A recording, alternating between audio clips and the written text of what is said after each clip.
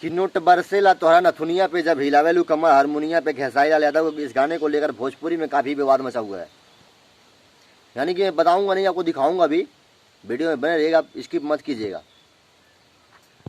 जो वीडियो है, गाना है सारे गाना हाँ मुझे कि नोट बरसेला तोहरा नथुनिया प जब हिलावेलू कमर हारमोनिया प।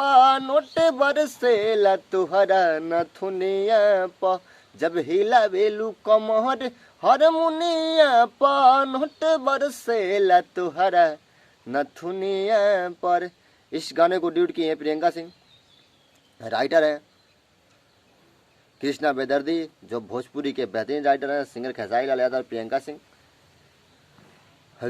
लेबल कंपनी है सारेगामा हमार भोजपुरी पर, उसी चैनल पर रिलीज़ किया गया है गाना। तो साथियों अगर देखना चाहते हैं जाकर देख सकते हैं। लेकिन विवाद मचा हुआ इस गाने पे, क्या विवाद है मैं बताऊंगा और दिखाऊंगा भी। वो गाने पे जो विवाद है, मात्र 10 दिन में 20 मिलियन प्लस हो चुका है, यानी कि 2 मिलियन डेली चला गाना। काफ़ी विवाद इसीलिए मचा हुआ कि भोजपुरी में इतना तेज़ी से गाना वायरल हो रहा है। अब भोजपुरी में ऐसा होने वाला पहला गाना कि 10 दिन में 20 मिलियन जाए।